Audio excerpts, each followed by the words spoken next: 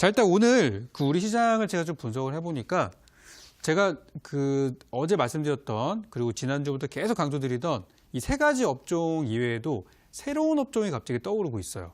그래서 지금 그쪽 업종에 물려 계신 분들이나 지금 언제 올라가는지 지금 기대하고 계시는 분들은 오늘 제 방송을 통해서 또 희망을 가질 수도 있을 것 같고요. 그동안 지금 올라가는 수소차나 남북 경협이 너무 지겹다. 아, 난 다른 거 하고 싶다. 좀 마음 졸이는 매매보다는 좀 느긋하게 하고 싶다 하시는 분들은 지금 제가 강조드리는 업종들을 잘 보시기 바라겠습니다. 자, 화면 한번 빠르게 좀 보도록 할게요.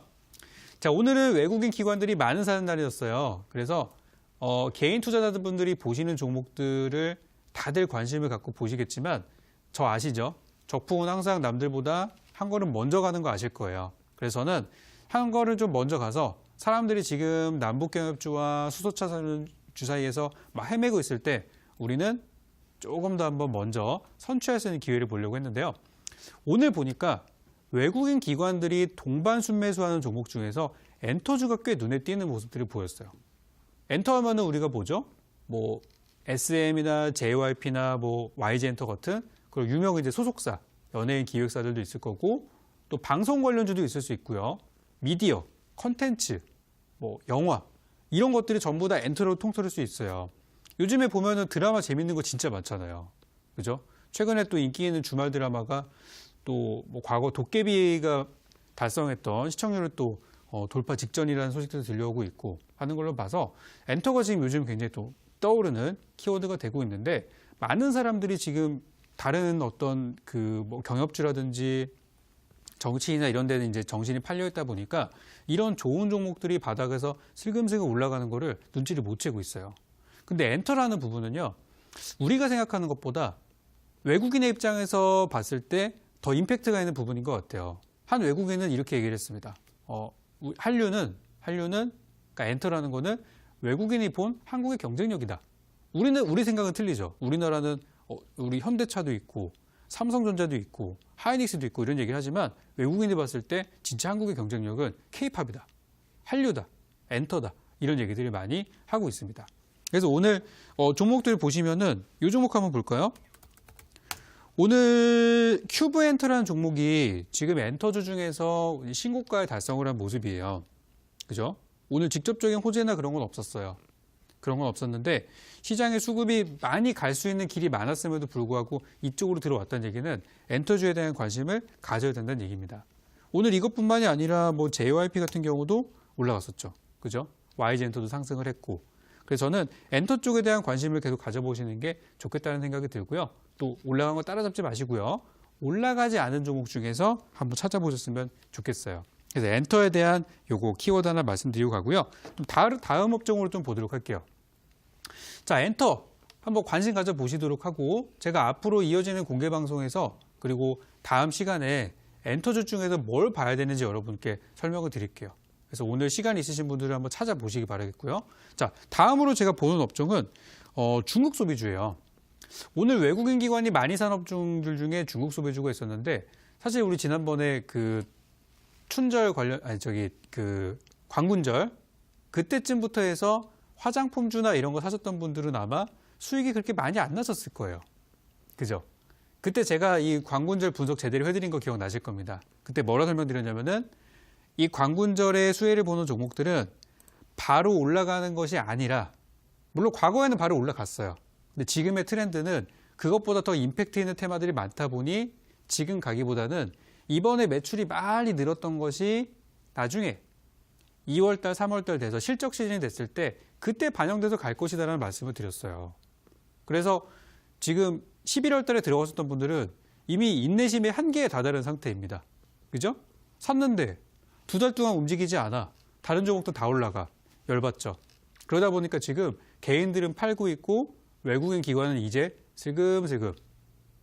슬그머니 들어와가지고 매수로 담아가고 있는 그런 상황이에요. 종목들 몇 개만 한번 보도록 하겠습니다. 자, 지금 보시면 뭐 호텔신라 같은 기업들 요것도 한번 볼까요? 제가 호텔신라가 적정 매수가가 7만 원이라는 얘기를 한 2달, 3달 전에 많이 여러 번 말씀을 드렸었어요. 그래서 그때 이제 여기서 한번 들어갔었던 분들은 대박 났죠. 그죠? 여기서 사셔가지고 한 8만 9천 원, 거의 9만 원까지 가는 거를 같이 경험을 한번 해보셨고요. 다시 한번 이번에 7만 원 밑으로 내려오면서 새 출발하고 있는 종목입니다. 그 누가 사는지 한번 볼까요? 이 종목 누가 사고 있느냐? 수급을 보니까 개인 투자자분들은 지겨워가지고 팔고 있어요. 계속 사다가 던집니다. 누가 들어와요? 어제는 외국인 기관이 쌍끌이 매수가 나왔고요. 오늘은 기관들이 샀어요. 그러니까 기관은 이번 달 들어가지고 처음 산 거예요. 올해 들어서. 이제 간다는 겁니다. 이제. 그래서 호텔신라 같은 종목들이 슬그머니 살아나고 있고 또 이것뿐만이 아니라 또 뭐 한국콜마, 화장품 관련주들, 그죠? 분위기 어때요? 나쁘지는 않아요. 그죠? 또 아모레퍼시픽 같은 종목들도 슬그머니 또 올라가고 있고, 그죠? 이런 걸로 봤을 때는 중국 소비주가 지금 아무도 보는 사람도 없고 중국 소비주 사라고 하는 사람도 아무도 없지만 제 방송을 보시고 대박스고 시청자분들이 먼저 선취 들어가신다면은 저는 다음 달, 다다음 달 실적 시즌에 남들보다 높은 수익을 기록할 수 있을 거라고 생각합니다. 사람들 다 저기 막 물려있을 때 바닥에서 좋은 수익을 낼 수 있을 거라고 보고 있어요. 뭐 그 이외에도 중소형 화장품들 진짜 많죠. 뭐 CSA 코스믹, 토니모리 등등등. 전부 다 관심주로 보시면 될 것 같아요. 그래서 중국 소비주는 실적 발표 기대감으로 보시면 좋다라는 말씀 다시 드리도록 하겠고요. 뭐 좋은 것만 있지는 않습니다. 우리나라 시장에 좋은 것들 많이 있었지만 안 좋은 부분들도 한번 짚고 넘어가야겠죠. 다음 한번 보도록 할게요. 자, 이거는 좀 우리가 조심스럽게 접근을 해봐야 되는 부분인데요. 제가 얼마 전에 그 종목 진단 상담을 드리면서 우리 애경산업 보유하신 분께 하나 진단을 드린 게 기억이 나요. 지난주였던가 이제 기억이 나는데 그때 뭐라 말씀드렸냐면 회사는 좋다. 하지만 아직 해결되지 않은 악재가 있는데 그게 바로 지난 수년 전에 있었던 가습기 살균제에 따른 그런 피해자에 대한 보상이나 조사가 아직 이루어지지 않았다라는 부분들을 이제 말씀을 드렸어요. 그래서 이제 그때 이제 외국계 기업 같은 경우는 뭐 사과도 하고 그랬지만 사실 우리나라 기업에 있어서는 좀 이렇게 지나간 부분들이 있거든요. 그래서 다시 이제 불거지게 되면서 오늘 갑자기 이제 압수수색이라는 뉴스가 나오면서 장중에 주가가 급락을 했습니다. 그래서 SK케미칼, 애경산업, 이마트 이 세 회사가 오늘 장중에 좀 하락을 보였었는데요. 참고로 이 세 회사의 공통점은 뭐냐면 실적은 좋아요. 주가도 바닥입니다. 더 이상이 나올 만한 악재가 없는데 거기서 터져버린 거예요.